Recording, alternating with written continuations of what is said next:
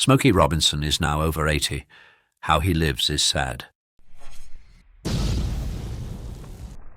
Do you really know about the tragic life behind the spotlight of Smokey Robinson, the renowned singer and songwriter?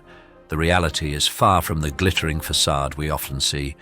Throughout his nearly 8-decade existence, he navigated through a turbulent love story with Claudette Robinson, grappled with addiction, and experienced the complexities of reconnecting with his children amidst the glam and fame. This video will unveil the harrowing obstacles he faced, revealing a side of his story that might take you by shock. Prepare to be astonished by the resilience of Smokey Robinson. Let's dive in.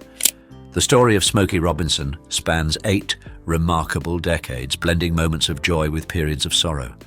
Born in Detroit's North End to an African-American, French, Nigerian, Portuguese and Cherokee heritage, young William Robinson Jr. had a heart full of promise. As a child, he was fondly nicknamed Smokey Joe and enjoyed the affectionate company of his beloved Uncle Claude. Their shared enjoyment of cowboy films nurtured Smokey's early love for music, leaving an unforgettable imprint on his creative drive. Thrive academically, athletically and musically. At Northern High School, Smokey's musical abilities started to flourish.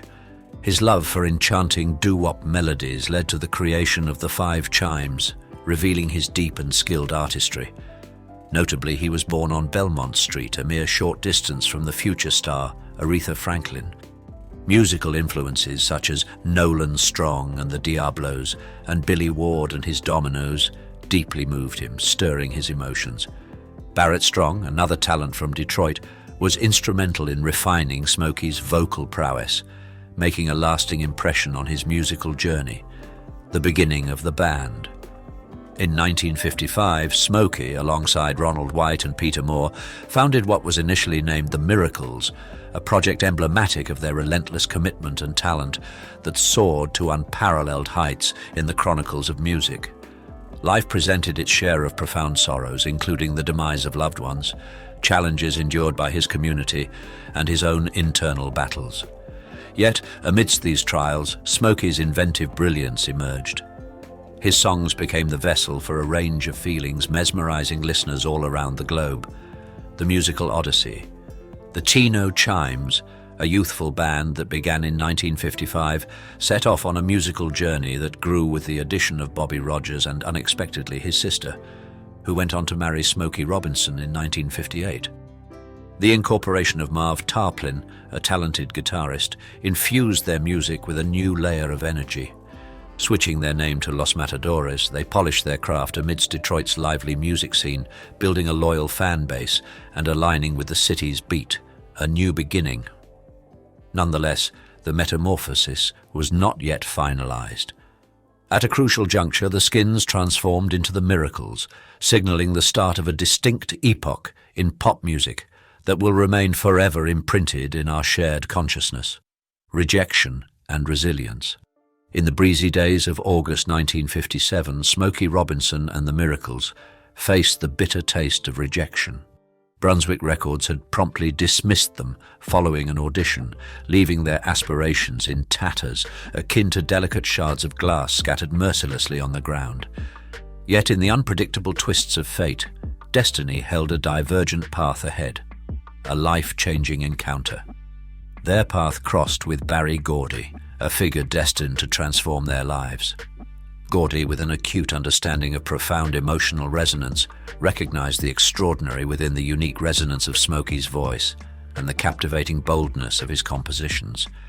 Where others saw a road to disillusionment, Gordy saw latent opportunity. This serendipitous encounter inspired Gordy to take the Miracles under his wing, guiding them through the complex labyrinth that is the entertainment industry, ambition and uncertainty. Smokey, filled with soaring aspirations, struggled to balance his lofty ambitions with the daily grind of life. The instability of the world around him was no stranger, having shown its fickle nature time and again. In an attempt to establish solidity, he embarked on collegiate life, choosing to study electrical engineering. Yet the compelling pull of music lured him away from academic aims, beckoning him back to the limelight where he truly shined. As one of the pioneering groups under Motown Records, Smokey and the Miracles became a cornerstone of the company even before its formal inception. They brought a distinctive blend of harmony and spirited energy to the label, defining the sound of an era.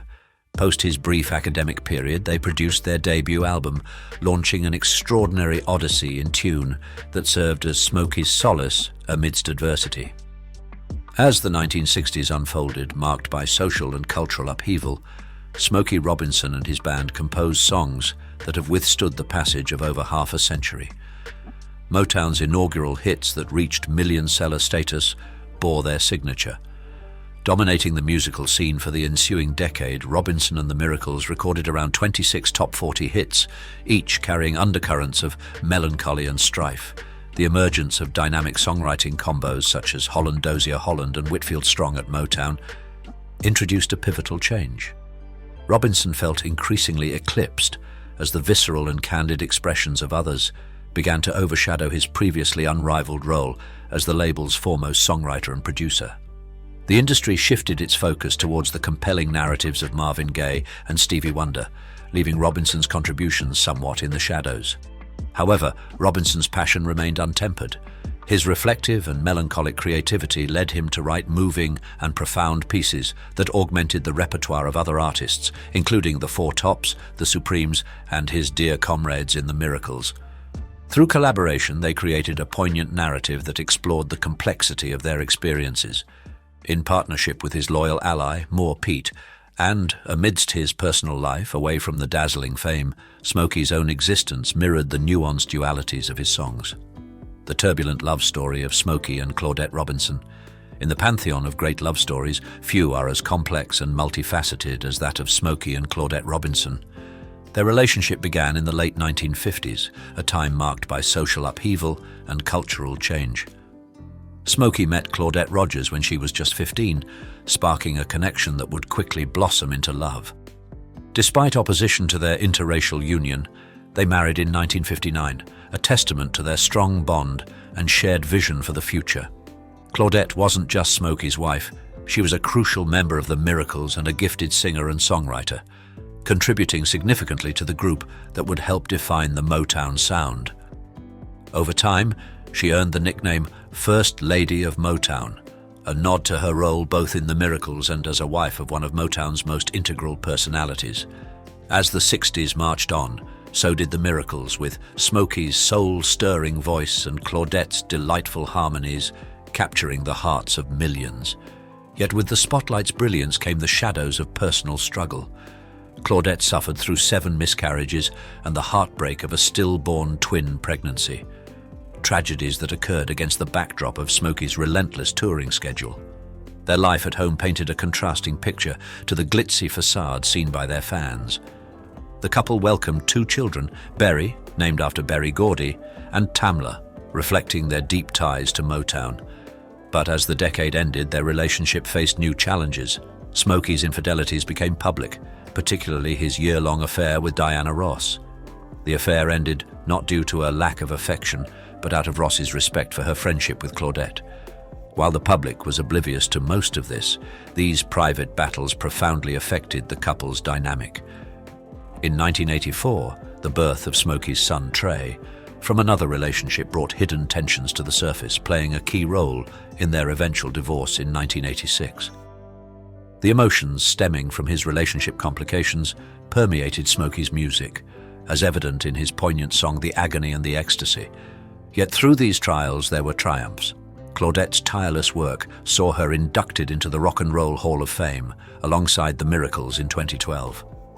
Post-divorce, Smokey wed Frances Glandy in 2002, finding a more tranquil rhythm to his life and even indulging in winemaking in their Pittsburgh home, a therapeutic contrast to his turbulent past. Despite separating, both Smokey and Claudette remained rooted in music, Claudette by continuing performances with the Miracles, and Smokey by shaping the sounds of new generations. Each would contribute to the enduring legacy of Motown in their way. Smokey's story with Claudette is a powerful reminder of the complexities of love, especially within the fast-paced world of celebrity. Their journey, deeply interwoven with the history of music, illustrates the human capacity for creativity amid personal strife. Claudette captured this narrative in her autobiography, A Miraculous Life, sharing an honest portrait of their time together, a narrative underscored by both the miraculous highs and heartbreaking lows of their shared life and iconic collaborations. While the 27-year-long marriage between Smokey and Claudette Robinson ultimately ended in divorce, the saga of their relationship offers insight into the resilience required to navigate the intersection of public adoration and private tribulation. Their love story is as much defined by its joy and music as it is by its challenges and growth, a symphony of human emotion, with each note contributing to the complex melody of their shared yet individual lives. Because YouTube will prioritize interactive videos, please comment OK if you find this video interesting. Thank you. Smokey Robinson's journey through addiction and recovery. Smokey Robinson faced a long battle with substance abuse, grappling with the aftermath of his marital separation and the demands of the music business. Throughout the 1980s, Smokey Robinson was ensnared by addiction, particularly to cocaine and cannabis. He has been candid about his past substance use, acknowledging that his dependency on these drugs stemmed from personal challenges and the stress of his musical career. "Weed or marijuana has always been my drug of choice," he explains. "I don't drink, I never drank. I hated the taste of alcohol, I still do. So weed was my choice of drugs, I would smoke some weed."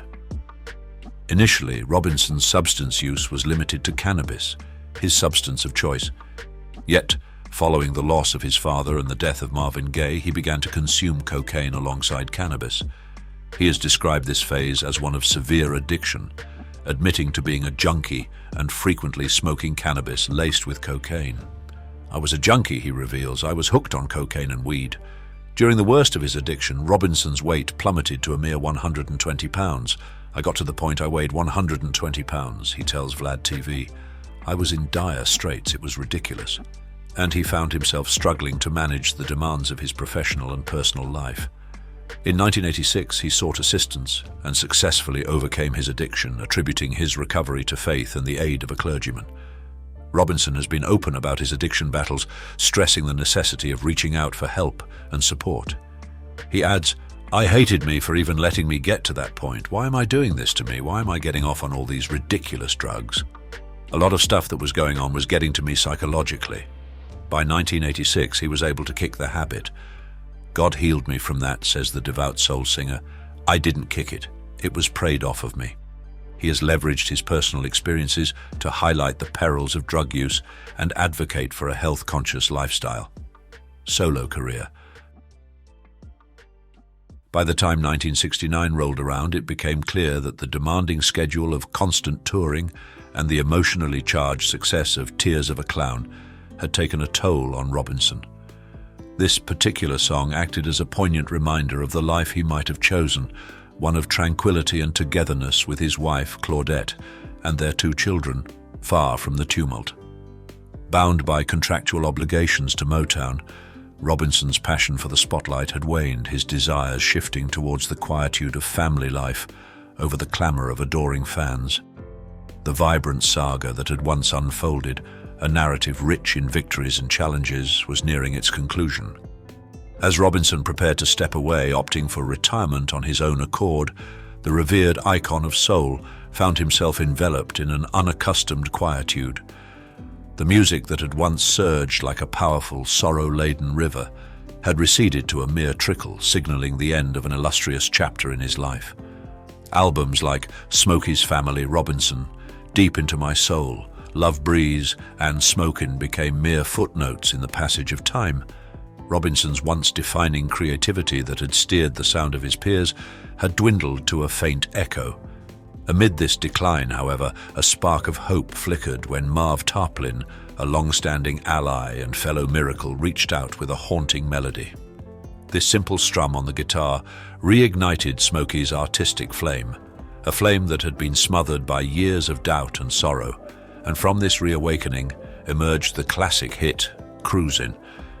As it turned out, millions resonated with the type of ache in Smokey's heart, finding solace in the song's melancholic notes. Cruisin' ascended to the top of the charts, a testament that time had not silenced Smokey's voice.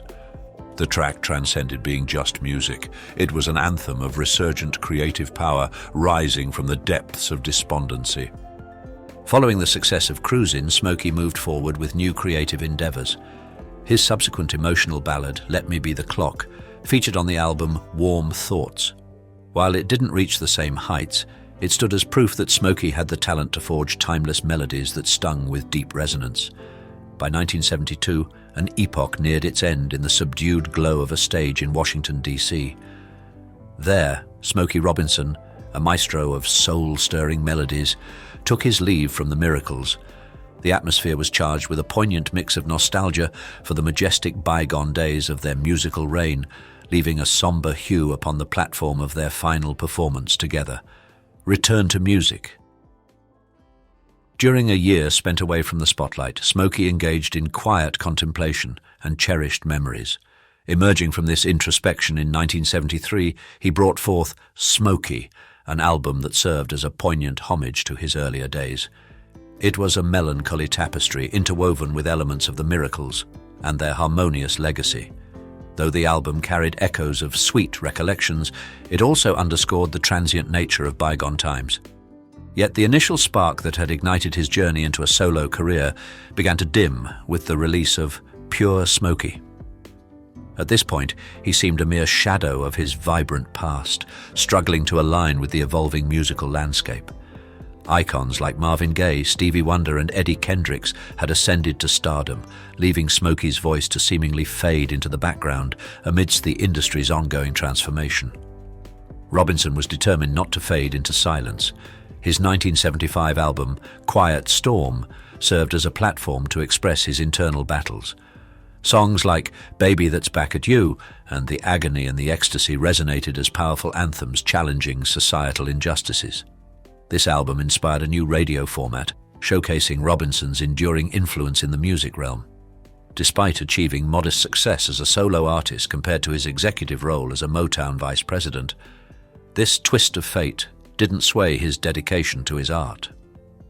Robinson continued to sing, write, and leave a mark on the world with his music, embodying the essence of perseverance by showing that one can rise above adversity.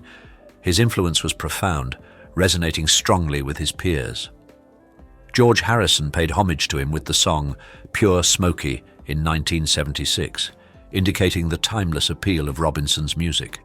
Even John Lennon and Paul McCartney were captivated by his enchantment, offering their heartfelt renditions of You've Really Got a Hold on Me, cementing Robinson's legacy as an artist whose work transcended generations and inspired admiration among the greatest musical talents of the time. In 1981, Robinson once again ascended to the pinnacle of musical success with the release of Being With You, a romantic ballad that climbed to the top of the Cashbox chart and secured the #2 position on the beloved Billboard Hot 100. Additionally, it soared to the #1 spot on the UK singles chart, establishing itself as Robinson's most victorious single to that date. The gold-certified album that housed this hit single also marked the initiation of his partnership with George Tobin.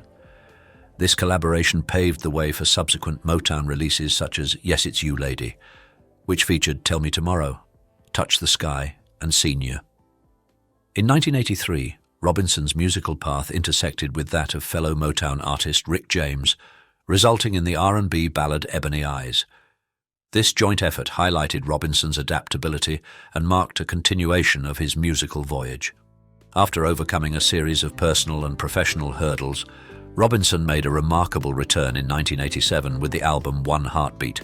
The singles Just to See Her and One Heartbeat scaled the heights of Billboard's pop, soul, and adult contemporary charts, buoyed by engaging music videos.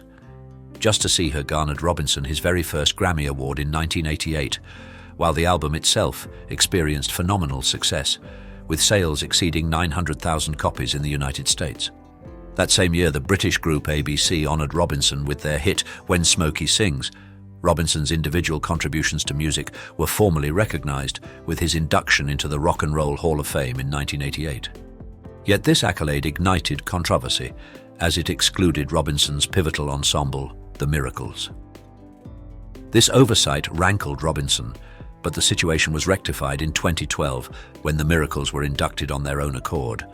Though Robinson's name wasn't listed among the inductees, he played an essential part in welcoming his former band into the Hall of Fame during the 2012 ceremony. After MCA took over Motown in 1988, Robinson relinquished his role as vice president. He pursued his musical endeavors with the album Love Smokey, released in 1990, and subsequently signed with SBK Records in 1991 after parting ways with Motown. However, his album Double Good Everything did not make a significant dent in the charts. Robinson kept a relatively low profile during the 90s, though he made a memorable appearance in the Temptations' 1998 miniseries. His return in 1999, characterized by his departure from Motown and the launch of the album Intimate, which included the track Easy to Love, underscored his timeless appeal and skill. In 2003, Robinson once again parted ways with Motown, this time to release the gospel album Food for the Spirit via Liquidate Records.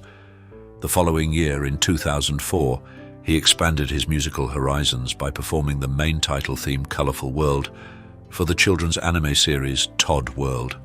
Robinson revisited his musical foundations in 2006 with the release of the Standards album Timeless Love on Universal Records.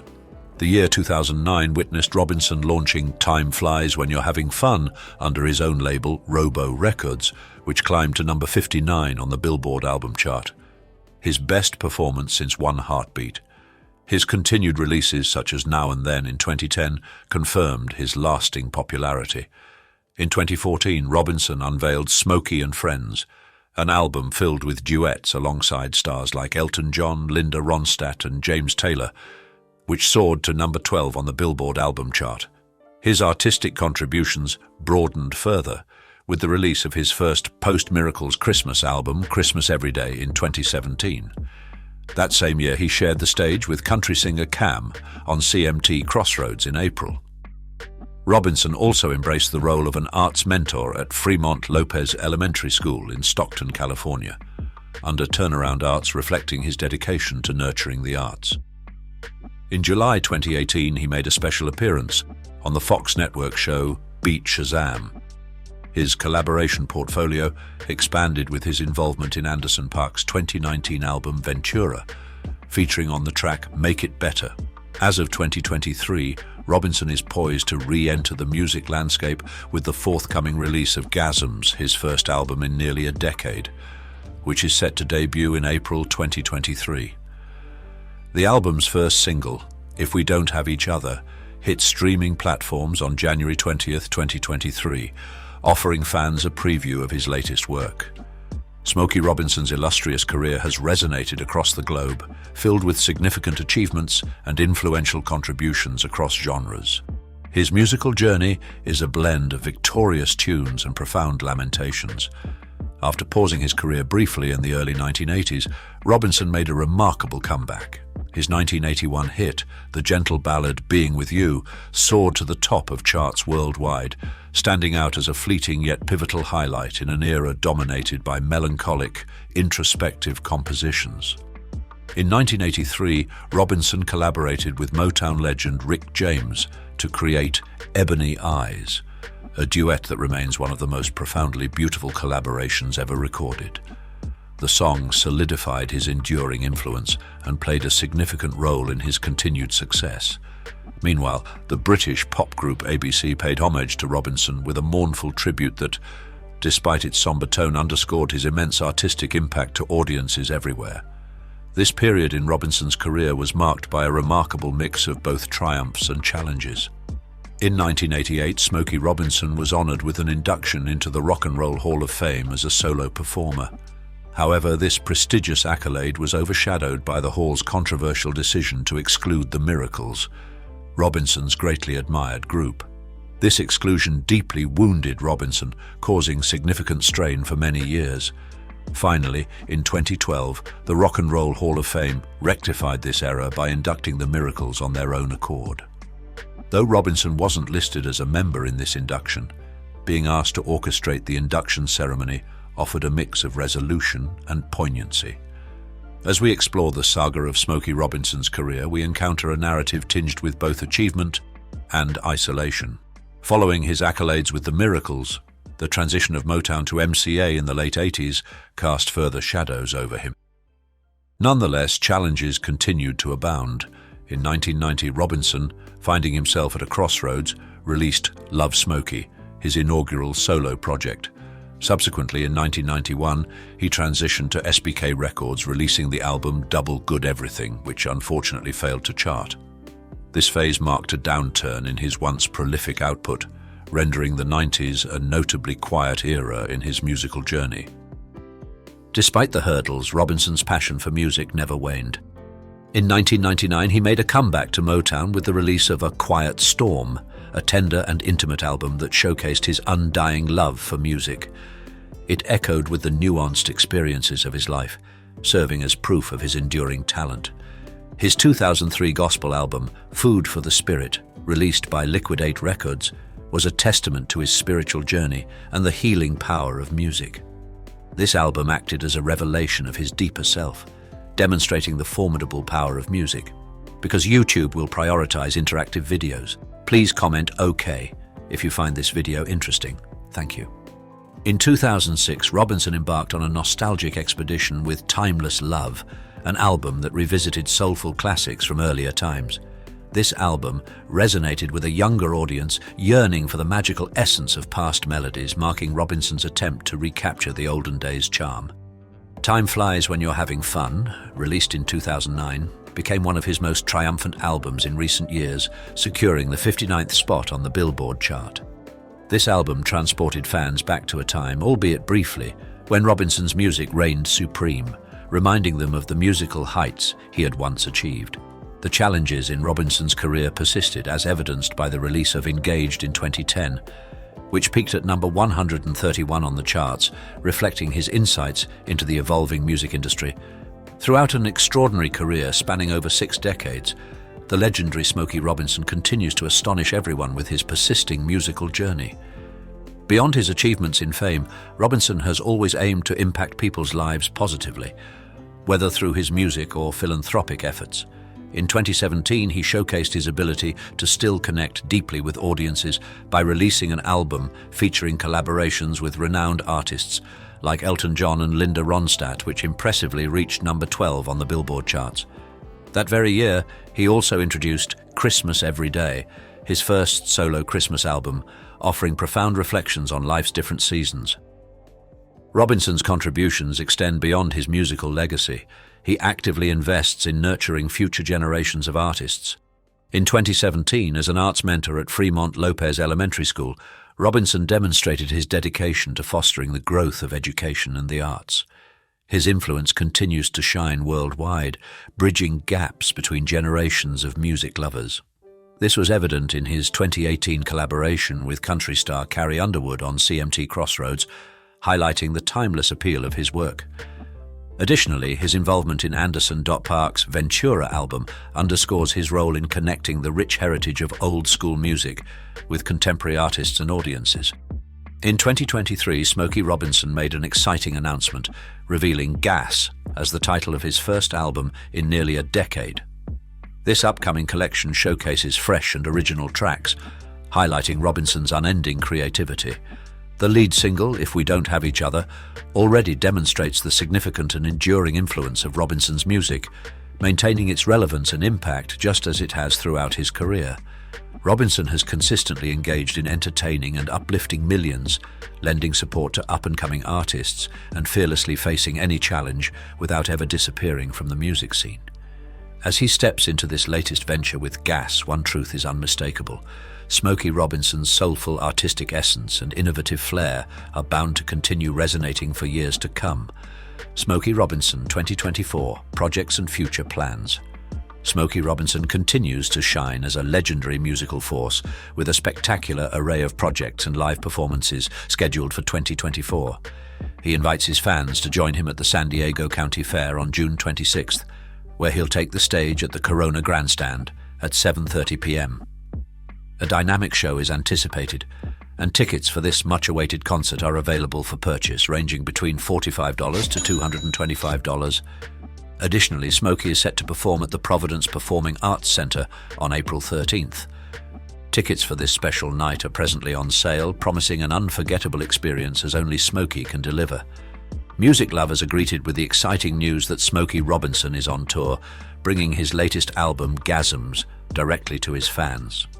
With stops across various cities in the United States from February to June, including Oakland, Seattle, Las Vegas, Providence, Nashville, and more, the tour promises a blend of Smokey's timeless classics and fresh new tracks. 2024 also marks an extraordinary time for collectors and fans alike as Smokey Robinson and the Miracles classic albums are being remastered and re-released. Albums such as What Love Has Joined Together, A Pocket Full of Miracles, 1 Dozen Roses and Flying High Together are set to hit shelves once more on April 19th, gifting fans with the polished sounds of these beloved records. In addition to these engagements, Smokey Robinson has graced various events with his signature voice.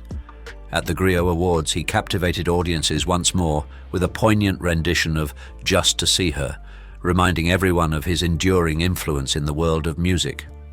As 2024 unfolds, Smokey Robinson remains a vibrant pillar in the music industry, with a lineup that celebrates his rich musical legacy and continues to enthrall his global fan base. Smokey Robinson's enduring commitment to philanthropy. Smokey Robinson actively participates in numerous philanthropic activities via the Smokey Robinson Foundation, demonstrating his long-standing commitment to giving back. His foundation and personal endeavors support a variety of organizations and causes that resonate with his principles and interests. His contributions to philanthropy extend to organizations like the Barbara Davis Center for Childhood Diabetes, the Miami Children's Hospital Foundation, and MusiCares. Furthermore, Robinson is deeply engaged in efforts to promote access to clean water, which he regards as a fundamental necessity for all. Robinson has received recognition for his charitable contributions, including being named MusiCares Person of the Year in 2016. At the 2023 MusiCares Gala, he was honored alongside Berry Gordy, highlighting his significant philanthropic achievements. The Smokey Robinson Foundation primarily focuses on aiding young individuals in the performing arts through the Heroes and Legends HAL Scholarship Foundation. This initiative is dedicated to providing scholarships and mentorship to aspiring young artists aiming to support their aspirations within the music industry. Smokey Robinson's foundation and his personal philanthropic efforts underscore his relentless commitment to positively changing his community and the larger world. His dedication to philanthropy reflects his desire to leverage his stature for the greater good, striving to create meaningful and lasting impacts on the lives of many. Smokey Robinson's family, the bonds with his children. Berry, Tamla, and Trey Smokey Robinson is the father of 3, Berry, Tamla, and Trey. His first 2 children, Berry and Tamla, were born to his first wife, Claudette Rogers Robinson, whom he wed in 1959. His third child, Trey, was born from a relationship outside his marriage during the 1980s. Berry William Baroque Robinson, born in 1968, carries the name of Motown's founder, Berry Gordy. Preferring to stay out of the limelight, Berry maintains a private presence on Instagram. He remains tightly knit with his kin, often appearing alongside his father and sister Tamla. Tamla Claudette Robinson arrived in 1971, her name a tribute to Berry Gordy's Tamla record label. Unlike her brother, Tamla is an active participant in social media, sharing glimpses of her life with the public. She enjoys a warm relationship with her father Smokey and has been vocal about their close bond. Tamla is also nurturing her own daughter Lyric. Trey Robinson entered the world in 1984, the product of Smokey's affair. Opting for a private life, Trey's personal details remain largely unknown. Smokey has expressed remorse for the affair and its repercussions on his marriage to Claudette, which dissolved in 1986. Through the ups and downs, Smokey Robinson has kept a solid bond with Berry and Tamla. He actively participates in family milestones and festivities, such as the scholarship ceremony for his granddaughter Lyric. The dynamics of Smokey's relationships with his children mirror the intricate interplay of personal and career-driven challenges. Smokey Robinson's life, from a remarkable youth to a luminary in music with ongoing projects in 2024, reflects his evergreen zeal for artistry and humanity. His tale is one of resilience, love, family, and redemption, a true musical odyssey. Share your connection to Smokey's legacy by commenting "Ah" if you're a fan. And to delve deeper into stories of legendary lives, remember to like and subscribe to Iconic Join the conversation and honor the man behind the music. Have you heard what happened to Meryl Streep? Have you heard what happened to Meryl Streep? Shattered by love, clashing with Donald Trump, and creating cinematic magic, the untold tale of Meryl Streep's rollercoaster life is more gripping than any screenplay. With a myriad of Golden Globe nods and an irreplaceable mark on Hollywood, she faced trials that would have daunted any soul. Stay tuned as we reveal the unfiltered journey and rare glimpses into the life of an actress who redefined resilience. Dive into the world of Meryl Streep. Trust us, this is a story you haven't heard before. Don't miss a beat. Meryl was born on the 22nd of June, 1949, in Summit, New Jersey. During her formative years, she got her education at Cedar Hill Elementary School. It was in her initial year of junior high that she made her acting debut in The Family Upstairs. Possessing a naturally reserved demeanor, Meryl was apprehensive about the spotlight. Nevertheless, she harbored a deep-seated aspiration for acting from a tender age. Engaging in home-produced plays with her siblings and friends, she was captivated by the allure of narrative and acting. Despite her height and the awkwardness of her teen years making her feel misplaced among her peers, this sense of alienation has persistently surfaced throughout her life. Due to frequent relocations in her childhood, Meryl was often placed in the position of adapting to new environments and forging new friendships, which she found challenging. She often felt like an outsider. In her academic realm, she was viewed as a bold and skilled individual with distinctively frizzy hair, earning her frequent spots in school performances. At the age of 12, she was chosen to perform in a school concert. Despite being gifted vocally, Meryl decided to abandon singing after 4 years. Driven by a sense of misalignment with her singing pursuits, she felt disassociated, stating, "I was singing something I didn't feel and understand," highlighting the importance of staying true to oneself, as the actress reflected. Landing a role in Miss Julie at Vassar College seemed to be the cosmos affirming her destiny as an actress. The play's overwhelming success brought her widespread praise for her acting prowess. Feeling galvanized, Meryl sought to hone her skills further by pursuing a Master of Fine Arts at the prestigious Yale School of Drama. Coming from a family without substantial wealth, Meryl undertook various jobs, including typing and waiting tables, to financially sustain herself through her early acting struggles. She lived frugally, at times barely scraping by, and even resorted to sleeping in a friend's loft bed during particularly tight times. Undeterred, Meryl dedicated herself to advancing her acting career, and despite contemplating a shift to law due to the financial struggle, missing her law school application deadline was a twist of fate she interpreted as a sign to persist in drama.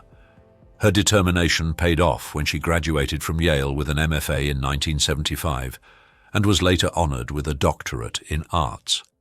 That very year, she made her stage presence known in Trelawney of the Wells, and by 1977 she debuted in the film Julia. Meryl earned her first Oscar nomination for her role in The Deer Hunter and clinched an Academy Award for Best Supporting Actress for her performance in Kramer vs. Kramer. What set Meryl apart in the acting realm was her unparalleled adaptability to diverse roles, an attribute rare among her contemporaries. Meryl Streep, a versatile chameleon of acting, took on The Bridges of Madison County despite initial reservations. She gained weight to portray the character, inspired by Sophia Loren, and the film grossed $70 million. With a 5-decade career, she has earned 21 Oscar nominations, 32 Golden Globe nods, winning 8, and numerous accolades. Her success is a testament to her perseverance and dedication, overcoming significant challenges to achieve her impressive accomplishments. If you like this video, please leave a number 9 in the comments below. Meryl Streep met John Cazale, a seasoned actor, during a 1976 production of Measure for Measure. John won over Meryl's affection effortlessly, with her reflecting to the NY Post, "He wasn't like anyone I've met. It was the specificity of his family and his sort of humanity and his curiosity about people. They fell in love, with Merrill drawn to his unique family background, humanity and curiosity. However, their relationship was cut short when John was diagnosed with terminal lung cancer. As their careers took off, they prioritized success over their well-being, with Merrill developing an ulcer. John endeavored to withstand the illness, but the distressing test outcomes soon pronounced he had mere months left. Merrill was heartbroken. She withdrew from her career for a 5-month spell to dedicate herself to the care of her beloved, privately yearning for a miracle. She attended to him with unmatched devotion. Theatre magnate Joe Papp recounted to People, he knew he was dying, like the way a dying man knows it. She gave him tremendous hope. Merrill believed it, but John wasn't going to stay. His life ended on March 12, 1978. The adversity hit Merrill profoundly. She was observed by people lifelessly sprawled over his body, beating on his chest and wailing for his return. The ensuing days confronted Merrill with profound grief, the prospect of a life devoid of her profound affection. To compound her despair, she found herself dislodged from their shared home, ousted before even having the chance to sort through their communal possessions, shrouded in the depths of her most profound sorrow. Yet destiny had a silver lining in store for her, offering recompense for her profound loss. After being evicted from John's apartment, Merrill sought assistance from her brother Harry, who turned to his acquaintance Don Gummer, who resided nearby. With Gummer set to travel abroad, he proposed that the despondent actress stay at his Soho loft and oversee his affairs in his absence. Initially hesitant, Merrill ultimately accepted, little suspecting this serendipitous meeting would herald a fresh chapter, filled with new love and a revitalized zest for life. As the association with Gummer grew more intense and intricate, Merrill recoiled, still shadowed by the recent agonizing experience of watching her partner succumb to his final moments. Nevertheless, persuaded by a close confidant to entertain a chance at happiness with Gummer, she yielded to her feelings. The ensuing romance swiftly culminated in their union on September 30th, 1978, merely 6 months after they connected. Though Merrill's mother harbored reservations regarding the swift pace of the relationship, time vindicated the solidity of their bond. The initial phase of their marriage was an exercise in patience and understanding, with Merrill frequently absent due to filming commitments. However, Gummer proved to be an unwavering partner. At the 104th Academy Awards Gala, with eyes on her and hearts captivated, she paid a poignant tribute to her husband, choosing to acknowledge him prior to others to ensure her message wasn't truncated by closing ceremonies. She expressed her heartfelt gratitude, stating, "First, I'm going to thank Don, because when you thank your husband at the end of the speech, they played him out with music, and I want to let him know that everything I value most in our lives you've given me." Now celebrating 44 years of wedded harmony, they stand as a testament to enduring love. However, Merrill has openly acknowledged that the absence left by her former lover remains irreplaceable, confessing her willingness to forgo her illustrious career because of this unresolved grief. "I didn't get over it. I don't want to ever get over it. No matter what you do, the pain is always there in some recess of the mind," Merrill revealed in a retrospective discussion about John after his demise. Merrill's extraordinary capacity for seamlessly embracing a range of roles and her skill at adopting an array of dialects rendered her exceptionally discerning in her choice of film parts. Always in demand for her versatility, Streep nevertheless steered clear of roles she deemed to be emotional landmines, laden with too much gloom, wary of the impact they could have on her. Her role in the pivotal 1979 drama Kramer vs. Kramer is a classic example. What is less known is the behind-the-scenes adjustments made in light of Streep's input. Initially cast as a despondent wife who deserts her spouse and child, Merrill pushed back against this depiction, challenging its failure to truthfully convey the real dilemmas women face in tumultuous marriages and custody battles. Her influence was so significant that adjustments were made to the character, and director Robert Benton even entrusted her with the composition of crucial dialogue. Her nuanced portrayal earned her a Golden Globe and an Oscar. Yet relentlessly more somber propositions ensued, compelling Merrill to a pivotal, potentially perilous career juncture, with little control over the persistently haunting roles offered to her. In 1990, she dedicated the ensuing half-decade to comedic endeavors. This shift underpinned her performances in films such as She-Devil, 1989, Defending Your Life, 1991, and Death Becomes Her, 1992, as well as voicing the character of Jessica in a 1994 episode of The Simpsons. Despite her love for the genre, Meryl confessed the unforeseen challenges comedy presented, even to someone of her caliber. She observed that her foray into humor confronted her with some of her most daunting roles, and among these, Death Becomes Her from 1992 stood as the most strenuous. Upon initially scrutinizing the script, Meryl anticipated that she would be embodying Helen, the erudite author. It came as a surprise to her that director Zemeckis had envisaged her portraying Madeline instead. Meryl embraced the part with aplomb, yet behind the scenes she was nearing a breaking point. Firstly, the film's production spanned 7 months, marking one of her lengthiest shooting schedules. Then there was the challenge of Madeline, a character many years her senior, whose vanity and rivalry with younger women demanded significant attention to visual details. Meryl's makeup routine was particularly burdensome on account of her allergies, prompting the move to employ prosthetics to better age her for the role.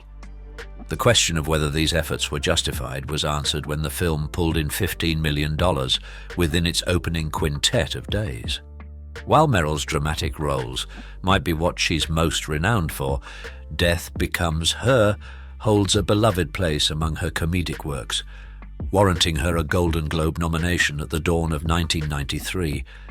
Interestingly, despite her groundbreaking accomplishments in the film industry, Meryl finds the bedazzlements of Hollywood less fulfilling compared to more profound aspects of her life. If you like this video, please leave a number 9 in the comments below. Regarded as a paragon of her generation and with an unparalleled 32 Golden Globe nominations to her name, Meryl has professed feeling utterly adrift and unfulfilled without the presence of her spouse and their 4 children. It was just over a year into her marriage to Don that the actress welcomed her first child, Henry. "This baby's an affirmative commitment in pretty desperate times," she reflected to People magazine, deeming it the most monumental experience of her life. Henry was followed by 3 daughters, Mamie, Grace and Louisa, completing the fabric of Meryl's familial tapestry. Henry initially pursued acting but switched to music production. Mamie began acting at 20 months in Heartburn and later modeled before returning to acting. Grace followed in their footsteps, playing a younger version of her mother's character in The House of Spirits. Louisa, the youngest, has degrees in psychology and drama from Yale and occasionally works in film. Each child has carved their own path in the arts. Meryl Streep opened up about the challenges of parenting versus acting, declaring motherhood the more demanding role due to its unpredictability. In contrast, acting follows a script, making it secretly so fun and satisfying even when tackling difficult scenes. "I can really call acting work since it's secretly so fun. Even the difficult things are satisfying to do difficult things so well." Meryl prioritizes her family's privacy, maintaining a low profile while taking pride in her journey and dedication to both her career and family life. Meryl Streep harbors a fervent enthusiasm for advocating women's rights, a topic she engages with keenly and ardently. In 2006, she embraced the role of national spokesperson for the United States' pioneering National Women's History Museum. Demonstrating her commitment, the esteemed American actress organized an exclusive showing of The Devil Wears Prada, auctioning her on-set designer outfits and designating the gains to various charities, including Equality Now, a non-profit dedicated to championing the human rights of women and girls. Self-identified as a man-eating feminist, Meryl made a substantial financial commitment in 2010 by donating $1 million to women's rights initiatives. She's vocal about these issues across various platforms, from the stage to interviews and podcasts, consistently praising those in the industry who carve out roles for women and spawn female-centric narratives. Meryl is not just an advocate in word, her support for pay parity was unmissable as she rooted for Patricia Arquette's bold Oscar speech in favor of wage equality in 2015. The 74th Golden Globe Awards in 2017 provided a stage for Meryl's forthright censure against then-President-elect Donald Trump for his derogatory imitation of disabled reporter Sergei Kovaleski. Meryl's rebuke was scathing. She contended that someone seeking the nation's most esteemed office should not engage in belittling others based on their stature, privilege, or their lesser capacity to retaliate. Donald Trump took to Twitter to retort to Meryl Streep's critique, branding her as one of Hollywood's most overrated talents and labeling her a Hillary flunky who lost big previously. In stark contrast, Meryl's standing as an actress of formidable talent was solidified when she was bestowed the Presidential Medal of Freedom, America's premier civilian honor, by President Barack Obama. The former president humorously remarked on his admiration for Streep, jesting that neither his nor her spouse could alter his esteem for her. The advent of the 2000s found Meryl branching into voice acting. She lent her voice to Steven Spielberg's artificial intelligence and co-hosted the Nobel Peace Prize concert with famed actor Liam Neeson. Progressing to 2006, she took part in the film adaptation of Lauren Weisberger's 2003 best-selling novel The Devil Wears Prada, which became a resounding commercial triumph. Meryl starred in the record-breaking musical film Mamma Mia, 2008, and later collaborated with Phyllida Lloyd on The Iron Lady, 2010, earning her third Academy Award. She worked with David Frankel on the romantic comedy Hope Springs, 2012, and shared the screen with her daughter Mamie in Ricky and the Flash, 2015. Recent projects include voice work in Here We Are, 2020, a role in Don't Look Up, 2021, and executive producing Let Them All Talk, 2020. Meryl continues to thrive in her acting career with upcoming roles in Extrapolations and Only Murders in the Building. She also advocates for women's rights, inspired by her grandmother's disenfranchisement. With a self-taught expertise in acting, Meryl has become an industry icon. At 73, she is a celebrated wife, mother, grandmother, and actress, with a net worth of $160 million and residences in New York, New Jersey, and California. Her remarkable journey showcases her dedication and success. How has Meryl's career influenced your views on acting and activism? Share your thoughts and experiences. Comment with the letter M if you're a fan of her work. Don't forget to like, subscribe, and join the conversation at Iconic where legends like Meryl are discussed and celebrated. Christina Aguilera is unrecognizable today. Think you know Christina Aguilera? Think again. From child star to pop icon, Aguilera's looks have captured our attention and headlines. But today, prepare to do a double take. Stay tuned as we unravel Christina's style evolution that's so bold. The Christina you remember might just seem like a distant memory. You'll be shocked to see just how much this superstar has transformed. She's practically unrecognizable. Don't miss out. Hit the subscribe button and dive into the astonishing metamorphosis of Christina Aguilera. Christina Aguilera entered the world on December 18, 1980, in Staten Island, New York City. She was the daughter of Shelley Lorraine Fiddler Kearns and Fausto Wagner, Xavier Aguilera Monge. Her dad served as a sergeant in the United States Army, while her mom was a violinist with the American Youth Symphony before switching careers to become a Spanish translator. Owing to her dad's role in the military, Aguilera's family relocated often, setting up homes in New Jersey, Texas, Japan, and finally, Pennsylvania. It was in Pennsylvania's Pittsburgh metropolitan area that she spent much of her childhood. The early years of Aguilera's life were filled with challenges, including frequent moves and difficulties at school that ultimately led to her being homeschooled. However, she found a refuge in music, gravitating towards soul and blues genres. She began to perform publicly and participate in talent competitions. The influence of her grandmother's records, which were rich in soul and blues music, significantly shaped her musical interests. At 9 years old, Christina Aguilera made her appearance on the reality show Star Search, performing Etta James' A Sunday Kind of Love. Following this, she showcased her vocal talents by singing the national anthem at several sports events, including games for the Pittsburgh Penguins hockey team, the Pittsburgh Steelers football team, and the Pittsburgh Pirates baseball team. Aguilera's formative years were deeply affected by the physical and emotional abuse from her father, which left a lasting impact on her. She has openly discussed how music served as her sanctuary, aiding her in navigating through the hardships she endured. The experiences from her early life have significantly influenced her development both as an individual and a musician, establishing her as an influential figure within the music industry. Christina Aguilera's illustrious career, marked by a blend of critical acclaim and commercial success, showcases her as a formidable force in the music industry and beyond. Bursting onto the scene in 1999 with her debut album, Aguilera quickly became a household name. Hits like "Genie in a Bottle," "What a Girl Wants," and "Come On Over Baby, All I Want Is You" not only secured her spot in pop music royalty, but also highlighted her incredible 4-octave vocal range and versatility as an artist. Aguilera's accolades are a testament to her talents and influence. Garnering 5 Grammy Awards, her wins include Best New Artist in 2000 and Best Female Pop Vocal Performance for Beautiful in 2004, alongside the Grammy for Best Pop Collaboration, with vocals for Lady Marmalade in 2002. Honored with a star on the Hollywood Walk of Fame in 2010, Aguilera's contributions to the recording industry have been universally recognized, further illustrated by her inclusion in Time magazine's list of the 100 most influential people in 2013. Her musical journey is rich and varied, with albums such as Mi Reflejo, My Kind of Christmas, Stripped, Back to Basics, Bionic, Liberation, and the soundtrack for Burlesque, showcasing her adaptability and growth as an artist.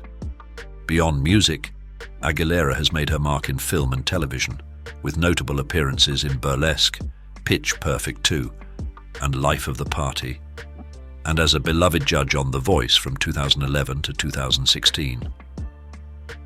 Aguilera's impact extends well beyond her entertainment accomplishments. She has emerged as an influential voice for equality and inclusivity, earning the nickname Voice of a Generation. Her music, celebrated for its emotional depth and honesty, bridges diverse genres, leaving a lasting legacy and inspiring a wide array of artists. Throughout her career, Aguilera has been recognized for her significant contributions to music and society. Rolling Stone listed her among the 100 greatest singers of all time in 2008, celebrating her vocal power and finesse. Billboard honored her as the top female artist in 2000, demonstrating her commercial success and influence in the music industry. Moreover, Aguilera's role as a feminist icon has inspired countless young artists, solidifying her place as an empowering figure in popular culture. With over 100 million records sold worldwide, Aguilera's status as a best-selling artist underscores her global appeal and the enduring quality of her music. Her discography, encompassing 9 studio albums, showcases her versatility and evolution as an artist, cementing her legacy as a pioneering talent in the music world. As Christina Aguilera continues to captivate audiences with her powerful voice and dynamic performances, her career remains a testament to her talent, resilience, and ability to inspire through music. Reflecting on her achievements and the profound impact she has had across the music industry and beyond, Aguilera's journey from a bright young talent to a global icon exemplifies the lasting influence of a truly remarkable artist. Nestled within the tapestry of Christina Aguilera's highly celebrated career is the core of her personal life, her role as a mother, and her meaningful relationships. Despite her global stardom, at the heart of her world are her 2 children, Max Liren Bratman and Summer Rain Rutler. Max, her son with her ex-husband Jordan Bratman, was born into the limelight in January 2008, while her daughter Summer Rain with her longtime fiancé Matthew Rutler made her entrance in August 2014. Christina's candor about her own struggles with depression and anxiety has been a source of comfort and solidarity to many, furthering her image not just as a performer but as a relatable individual, facing life's universal challenges. Aguilera's personal life has often been as much a subject of interest as her professional achievements.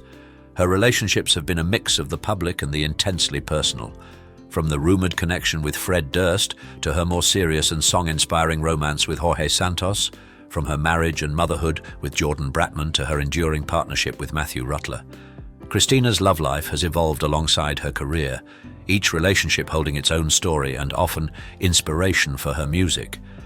In addition, Aguilera's commitment to philanthropy and activism paints her as an artist who deeply understands the power of her platform, she lends her voice to advocate for those in need and supports an array of charitable endeavors. From recording music to aid Amnesty International's initiatives to aiding victims of domestic violence through organizations like the 1736 Family Crisis Center and the National Coalition Against Domestic Violence, Christina is as passionate about her humanitarian work as she is about her music. Her contributions to the American Foundation for AIDS Research and support of the Red Cross and Special Olympics show an unwavering dedication to various pressing social causes. Christina Aguilera is so much more than the sum of her public persona.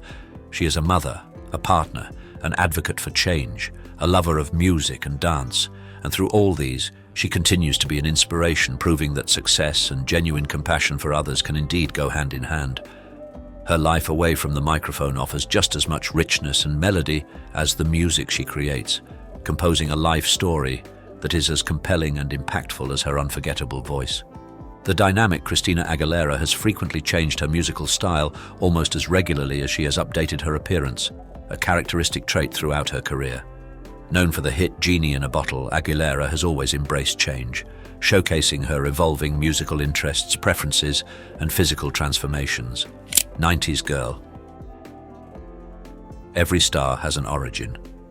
Christina Aguilera's early days saw her gracing national television on the much-loved talent competition Star Search.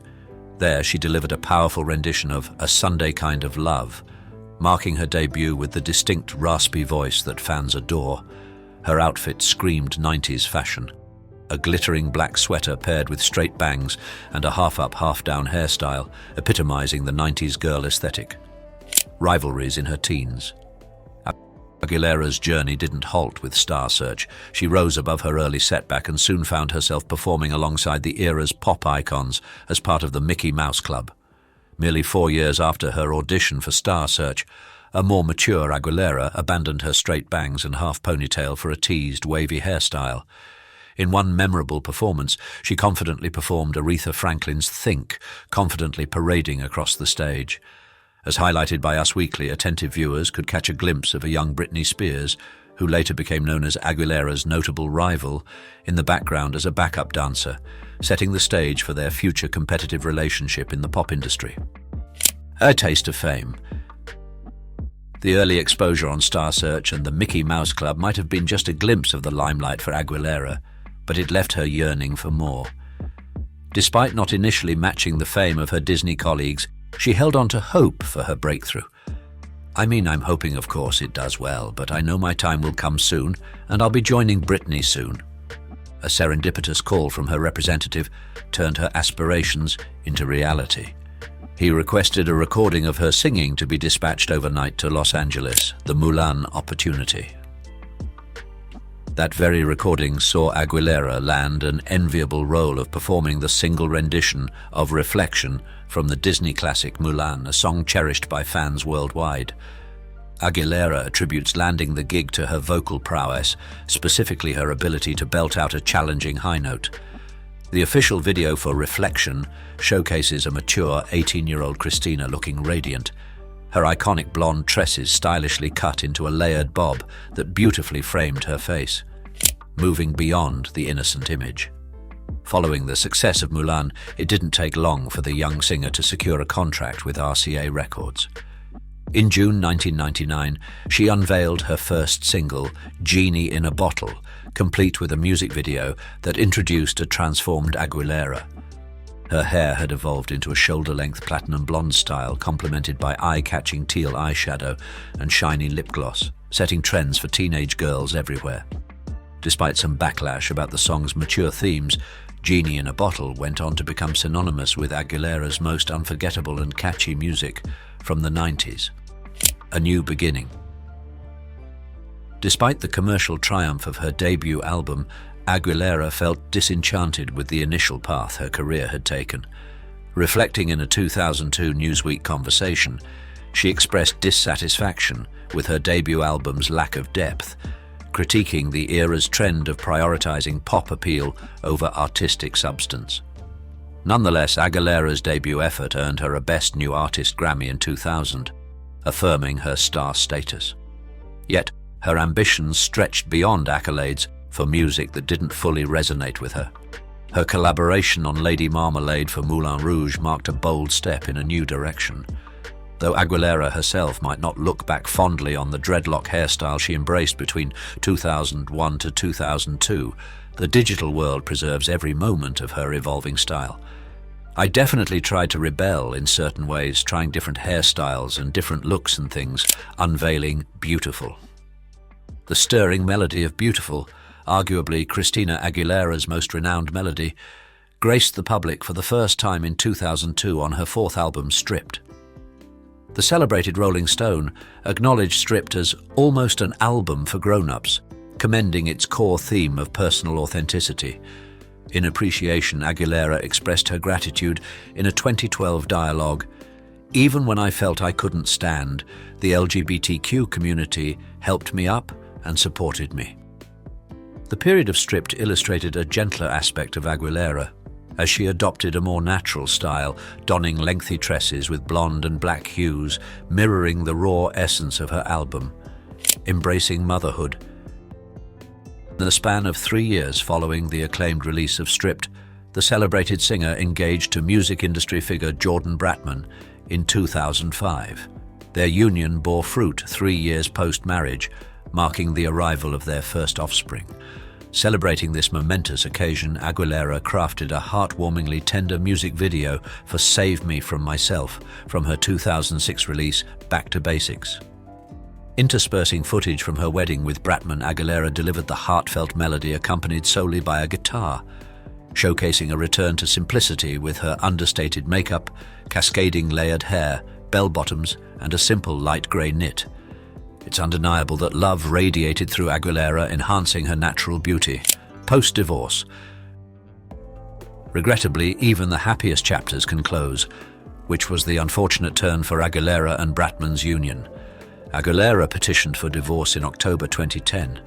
She confided in people, revealing her perspective on marital unhappiness and its impact on children.